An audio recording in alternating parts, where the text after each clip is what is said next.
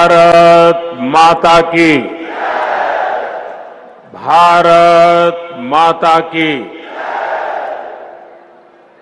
सारे डुग्गर देश दे लोगों की मेरा नमस्कार। जोर कन्ने बोलो, जोर कन्ने बोलो,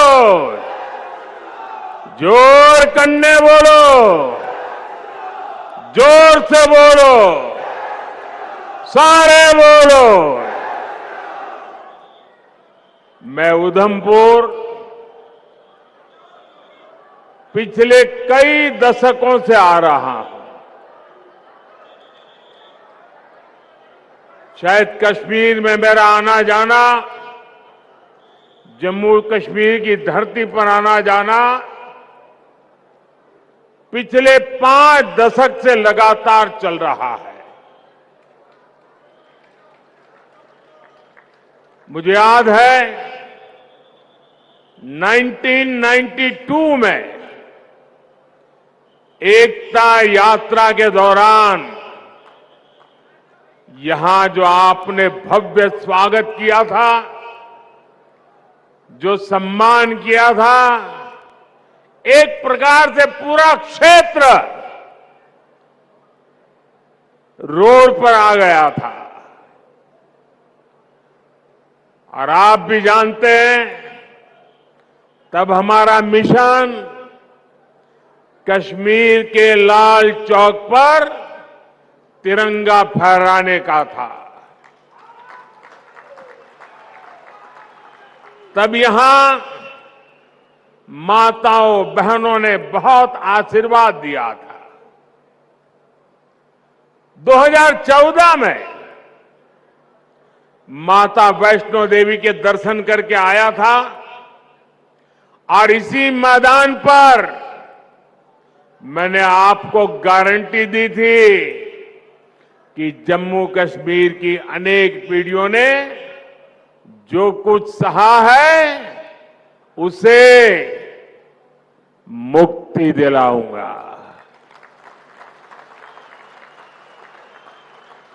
आज आपके आशीर्वाद से मोदी ने वो गारंटी पूरी कर दी है।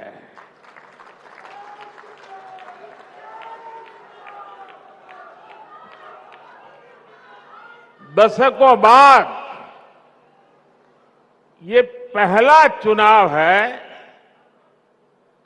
जब आतंकवाद, अलगाववाद, पत्थरबाजी, बंद, हड़ताल, सीमा पार से गोलीबारी ये चुनाव के मुद्दे ही नहीं है।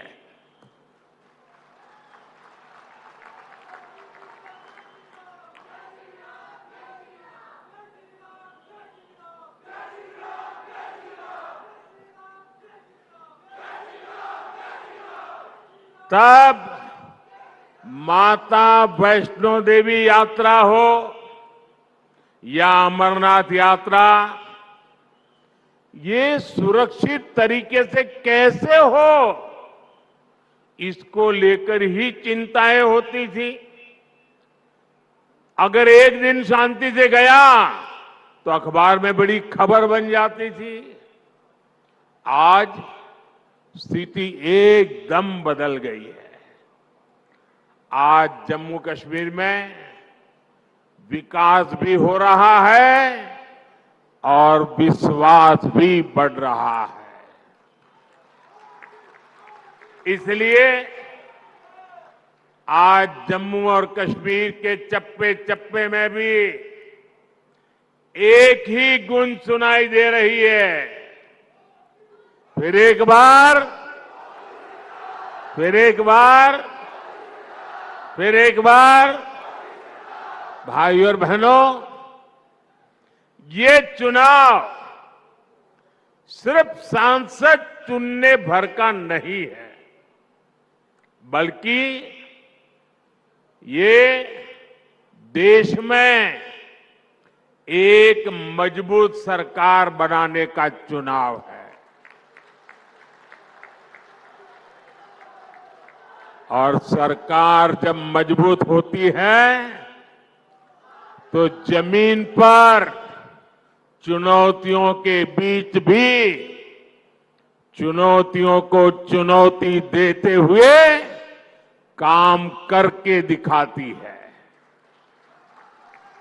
दिखता है कि नहीं दिखता है? दिखता है कि नहीं दिखता है? यहां जो पुराने लोग हैं उनको 10 साल पहले का मेरा भाषण याद होगा। यही मैंने आपसे कहा था कि आप मुझ पे भरोसा कीजिए।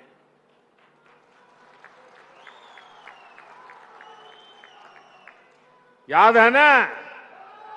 मैंने कहा था आप मुझ पे भरोसा कीजिए, मैं 60 वर्षों की समस्याओं का समाधान करके दिखाऊंगा।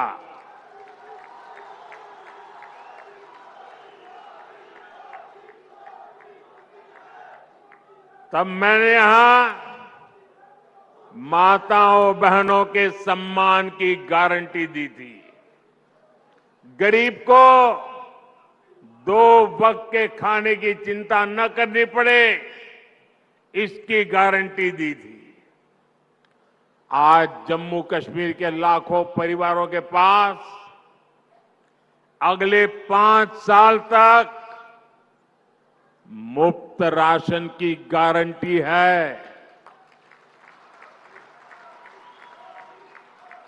आज जम्मू कश्मीर के लाखों परिवारों के पास 5 लाख रुपए के मुफ्त इलाज की गारंटी है। 10 वर्ष पहले तक जम्मू कश्मीर के कितने ही गांव थे जहां बिजली, पानी और सड़क तक नहीं थे। आज गांव-गांव तक बिजली पहुंच चुकी है। आज जम्मू कश्मीर के 75% से ज्यादा घरों को पाइप से पानी की सुविधा मिल रही है। इतना ही नहीं, ये डिजिटल का जमाना है, डिजिटल कनेक्टिविटी चाहिए। मोबाइल टावर दूर सुदूर पहाड़ों में भी लगाने का बड़ा तेज अभियान चलाया है। भाई और बहनों, मोदी की गारंटी यानी गारंटी पूरा होने की गारंटी।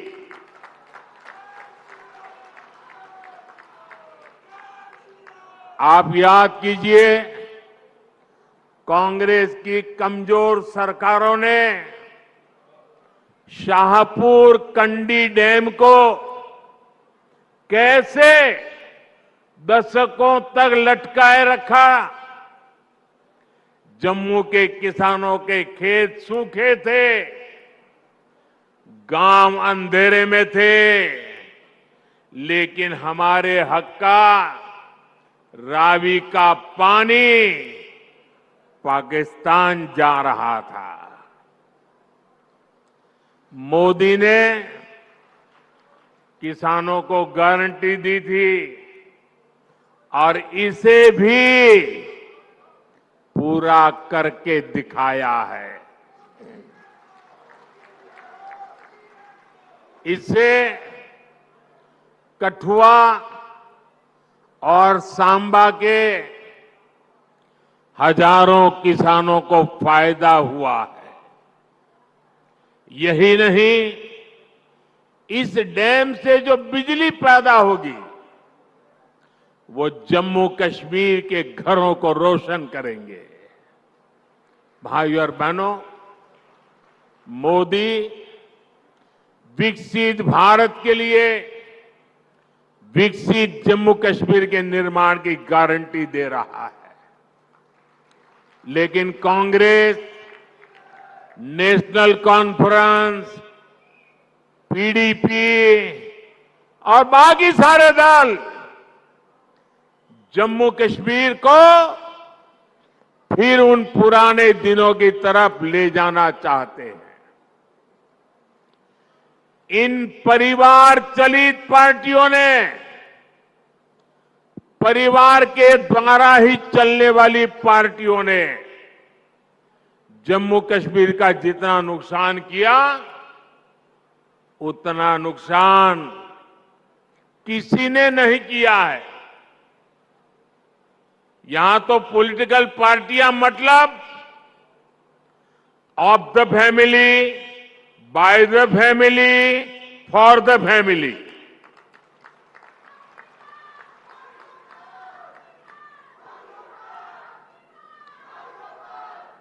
सत्ता के लिए इन्होंने जम्मू कश्मीर में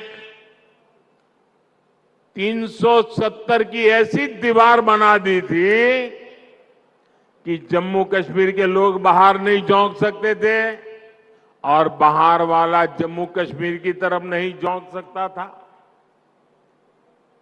और ऐसा भ्रम बना के रखा था कि बस उनकी जिंदगी ये 370 है तभी बचेगी।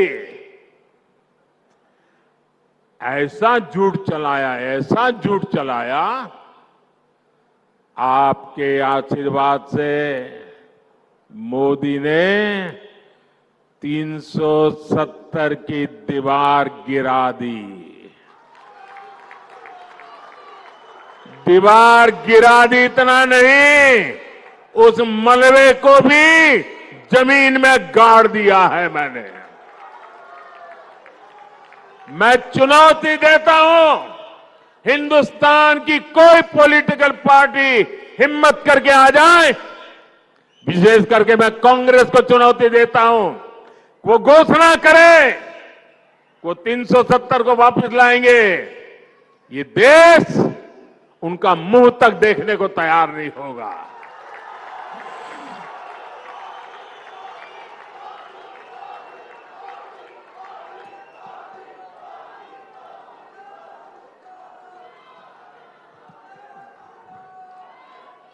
ये कैसे कैसे भ्रम फैलाते हैं, कैसे कैसे लोगों को डरा के रखते हैं। ये कहते थे 370 हटी तो आग लग जाएगी, जम्मू कश्मीर हमें छोड़ के चला जाएगा। लेकिन जम्मू कश्मीर के नौजवानों ने इनको आईना दिखा दिया। अब देखिए, जब यहां उनकी नहीं चली, जम्मू कश्मीर के लोग उनकी असलियत को जान गए।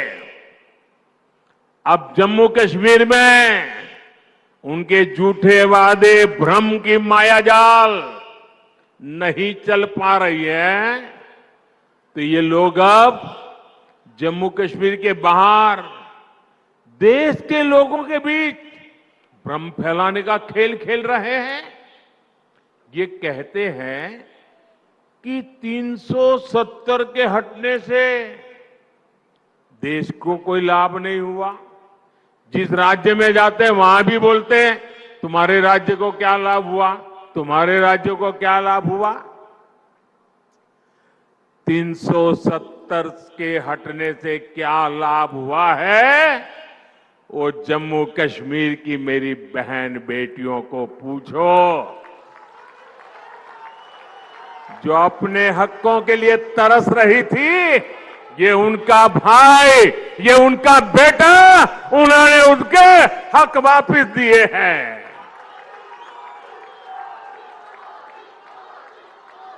जरा कांग्रेस के लोगों, जरा देश भर के दलित नेताओं से मैं कहना चाहता हूं, यहां के हमारे दलित भाई बहन, हमारे वाल्मीकि भाई बहन देश आजाद हुए तब से परेशानी झेल रहे थे। जरा आकर के उन वाल्मीकि भाई बहनों से पूछो, गड्ढा ब्राह्मण से पूछो, कोली से पूछो और पहाड़ी परिवार हो, मचैल माता की भूमि में रहने वाले मेरे पटरी साथी हो, अब हर किसी को संविधान में मिले अधिकार मिलने लगे हैं। अब हमारे फौजियों की वीर माताओं को चिंता नहीं करनी पड़ती, क्योंकि पत्थरबाजी नहीं होती है। इतना ही नहीं, घाटी की वो माताएं मुझे आशीर्वाद देती हैं। उनको चिंता रहती थी कि बेटा अगर 2-4 दिन दिखाई न दे तो उनको लगता था कहीं गलत हाथों में तो नहीं फंस गया है। आज कश्मीर घाटी की हर माता चैन की नींद सोती है, क्योंकि अब उनका बच्चा बर्बाद होने से बच रहा है। साथियों, अब स्कूल नहीं जलाए जाते, बल्कि स्कूल सजाए जाते हैं।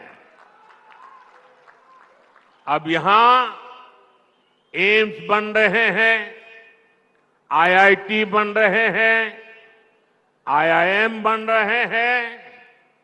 अब आधुनिक टनल, आधुनिक और चौड़ी सड़कें, शानदार रेल्स का सफर जम्मू कश्मीर की तकदीर बन रही है। जम्मू हो या कश्मीर, अब रिकॉर्ड संख्या में पर्यटक और श्रद्धालु आने लगे हैं। ये सपना यहां की अनेक पीढ़ियों ने देखा है और मैं आपको गारंटी देता हूं, आपका सपना ये मोदी का संकल्प है।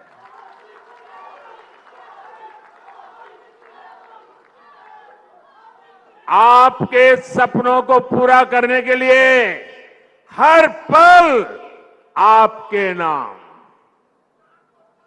आपके सपनों को पूरा करने के लिए हर पल देश के नाम, विकसित भारत का सपना पूरा करने के लिए 24/7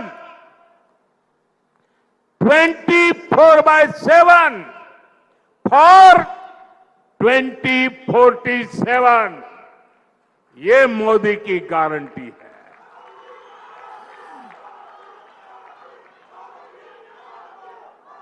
दस सालों में हमने आतंकवादियों और भ्रष्टाचारियों पर घेरा बहुत ही कसा है। अब आने वाले 5 सालों में इस क्षेत्र को विकास की नई ऊंचाई पर ले जाना है।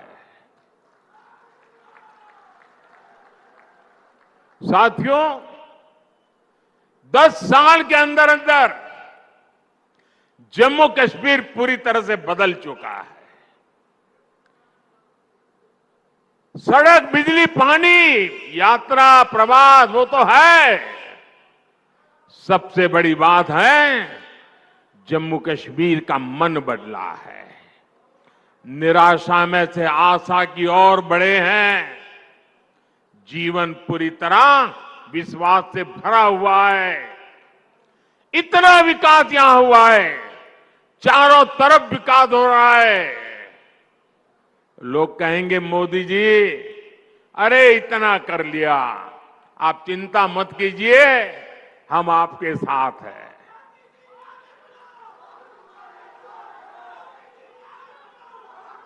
आपका साथ, उस पे प्रति तो मेरा अपार विश्वास है। मैं यहां न आता तो भी मुझे पता था कि जम्मू कश्मीर का मेरा नाता इतना गहरा है तो आप मेरे लिए मुझसे भी ज्यादा करेंगे। लेकिन मैं तो आया हूं मां वैष्णो देवी के चरणों में बैठे हुए आप लोगों के भी दर्शन करने के लिए।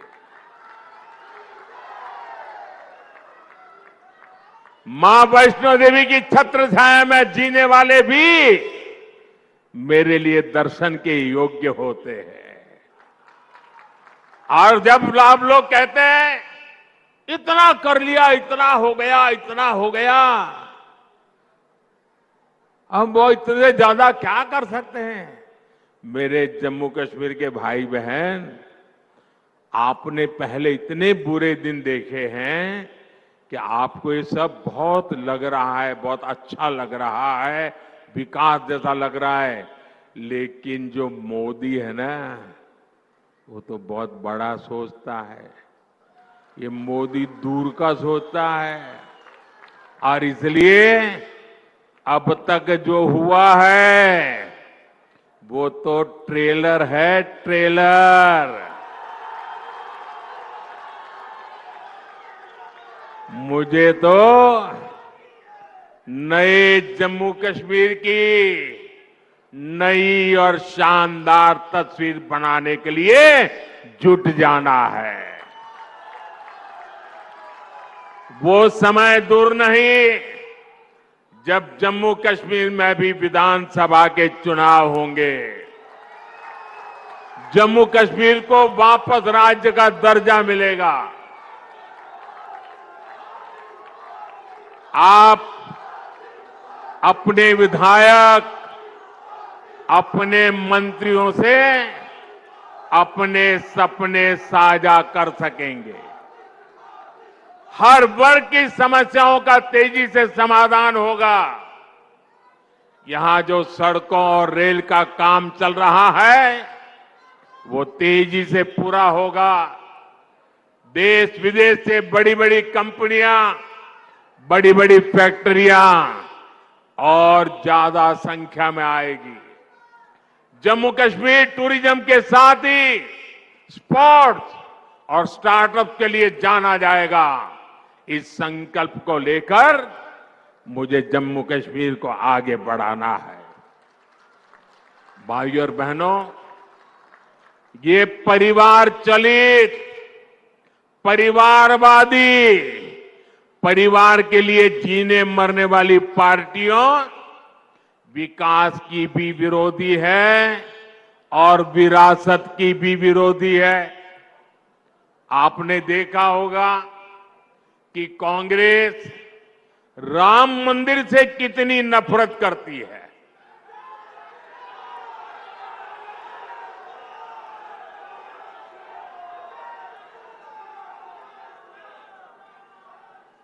कांग्रेस और उनकी पूरी इकोसिस्टम अगर कहीं मुंह से राम मंदिर भी निकल गया तो चिल्लाने लग जाती है, रात दिन चिल्लाती है कि राम मंदिर बीजेपी के लिए चुनावी मुद्दा है। राम मंदिर न कभी चुनाव का मुद्दा था, न चुनाव का मुद्दा है और न ही कभी चुनाव का मुद्दा बनेगा।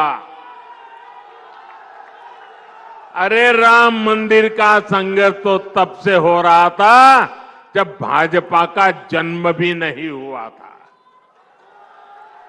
राम मंदिर का संघर्ष तो तब से हो रहा था जब यहां अंग्रेज सल्तनत भी नहीं आई थी।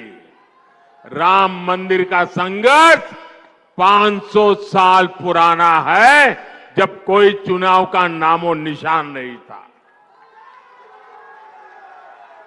जब विदेशी आक्रांताओं ने हमारे मंदिर तोड़े, तो भारत के लोगों ने अपने धर्म स्थलों को बचाने की लड़ाई लड़ी थी।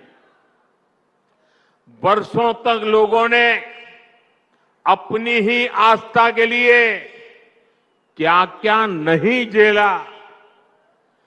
कांग्रेस और उसके सहयोगी दलों के नेता बड़े बड़े बंगलों में रहते थे, लेकिन जब रामलला के टेंट बदलने की बात आती थी, टेंट पर जो ताड़पत्री वो बदलने की बात आती थी, तो लोग मुंह फेर लेते थे, अदालतों की धमकियां देते थे।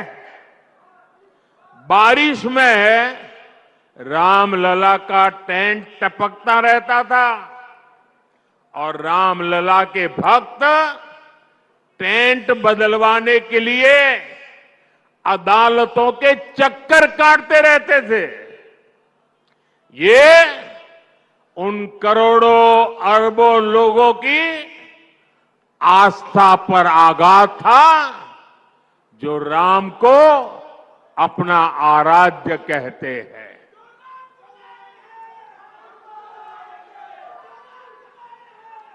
और हमने इन्हीं लोगों से कहा कि एक दिन आएगा जब रामलला भव्य मंदिर में विराजेंगे।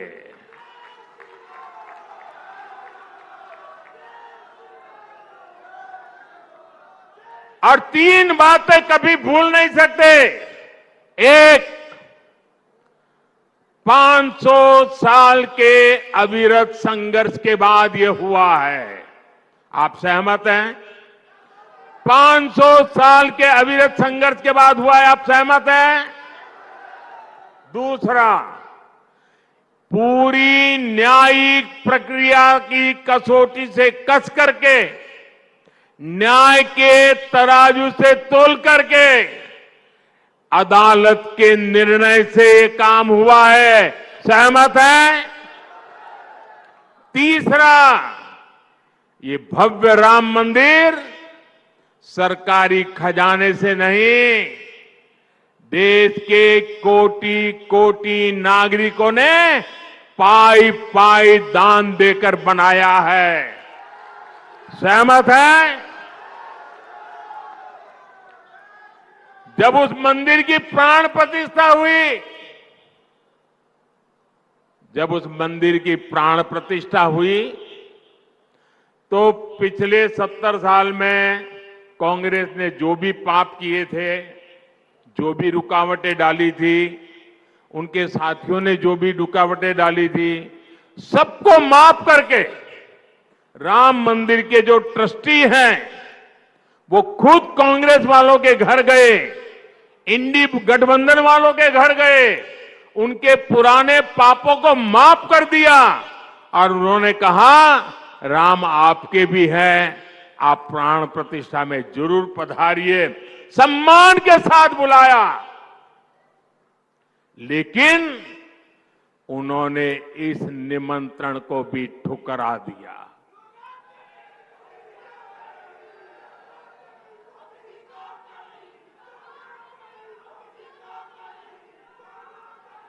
कोई बताए वो कौन सा चुनावी कारनामा था जिसके दबाव में आपने राम मंदिर के प्राण प्रतिष्ठा के निमंत्रण को ठुकरा दिया? वो कौन सी चुनावी खेल था कि आपने प्राण प्रतिष्ठा के पवित्र कार्य को ठुकरा दिया? ये कांग्रेस वाले, इंडी गठबंधन वाले, जो इसे चुनाव का मुद्दा कहते हैं, उनके लिए चुनावी मुद्दा था, देश के लिए ये श्रद्धा का मुद्दा था, ये धैर्य की विजय का मुद्दा था, ये आस्था और विश्वास का मुद्दा था, ये 500 वर्ष की तपस्या का मुद्दा था।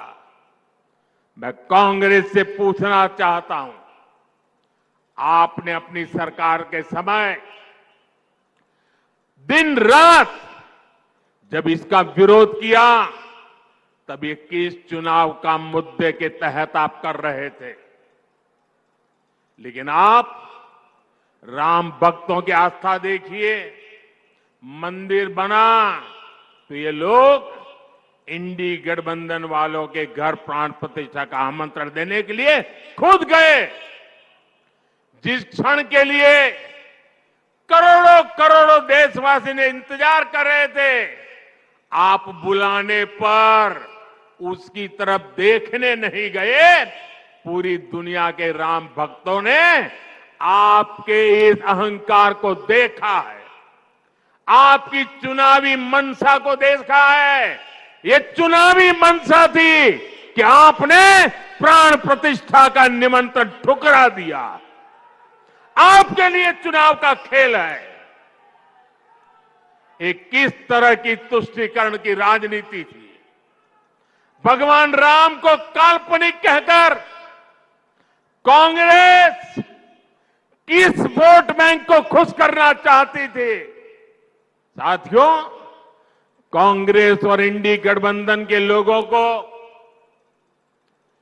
देश के ज्यादातर लोगों की भावनाओं की कोई परवाह नहीं है। इन्हें लोगों की भावनाओं से खिलवाड़ करने में मजा आता है। ये लोग सावन में एक सजायाफ्ता जो सजा कोर्ट ने जिसको सजा की है, जो जमानत पर है, ऐसे एक मुजरिम के घर जाके सावन के महीने में मटन बनाने का मौज ले रहे हैं। इतना ही नहीं, उसका वीडियो बना करके देश के लोगों को चिढ़ाने का काम करते हैं। कानून किसी को भी कुछ भी खाने से नहीं रोकता है और न ही मोदी रोकता है। सभी को स्वतंत्रता है कि जब मन करे वेज खाए या नॉन वेज खाए, लेकिन इन लोगों की मंशा दूसरी होती है। जब सब मुगल यहां आक्रमण करते थे ना, तो उनको सत्ता राजा को पराजित करने से संतोष नहीं होता था। जब तक मंदिर तोड़ते नहीं थे, जब तक श्रद्धा स्थानों की कत्ल नहीं करते थे, उनको संतोष नहीं होता था। उनको उसी में मजा आता था।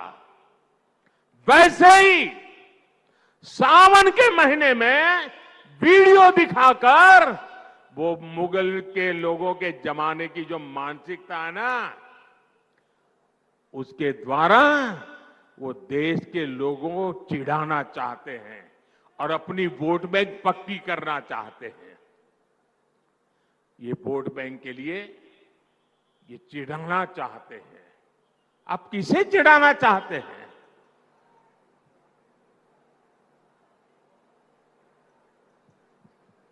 नवरात्र के दिनों में अपना नॉनवेज खाना, आप किस मंशा से वीडियो दिखा दिखा करके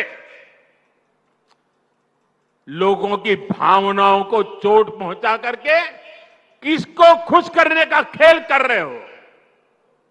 मैं जानता हूं, मैं जब आज ये बोल रहा हूं, उसके बाद ये लोग पूरा गोला बारूद लेकर गालियों की बौछार मुझ पर चलाएंगे, मेरे पीछे पड़ जाएंगे। लेकिन जब बात बर्दाश्त से बाहर हो जाती है तो लोकतंत्र में मेरा दायित्व बनता है, मैं देश को सही चीजों का सही पहलू बताऊं और वो मेरा कर्तव्य पूरा कर रहा हूं। ये लोग ऐसा जानबूझकर इसलिए करते हैं ताकि इस देश की मान्यताओं पर हमला हो। ये इसलिए होता है ताकि एक बड़ा वर्ग इनके वीडियो कर देखकर चिढ़ता रहे, असहज होता रहे।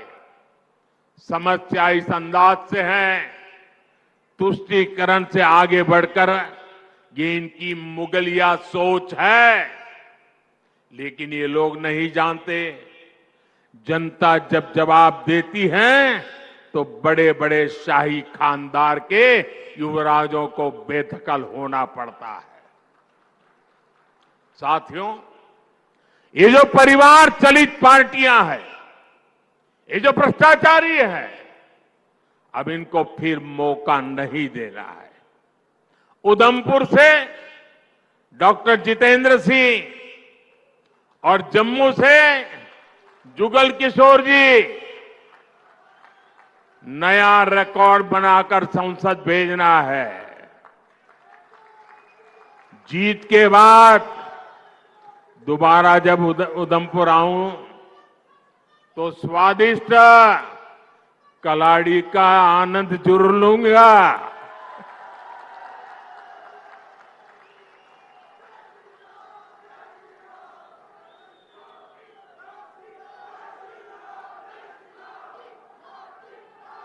मेरा एक काम करोगे, मेरा एक काम करोगे,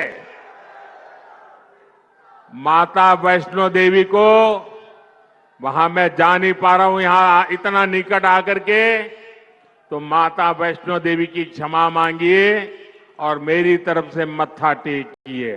टेकोगे? दूसरा एक काम करोगे, एक और काम करोगे, मेरा एक काम और करोगे, जरा उधर से आवाज आए, काम करोगे, इधर से आवाज आए करोगे, पीछे से आवाज आए करोगे, पक्का करोगे? देखिए, आप घर घर जाना है और घर घर जाके कहना, मोदी जी उधमपुर आए थे, मोदी जी ने आपको प्रणाम कहा है, राम राम कहा है, जय माता दी कहा है। कहोगे? कहोगे? मेरे साथ बोलिए, भारत माता की, भारत माता की, भारत माता की। बहुत बहुत धन्यवाद।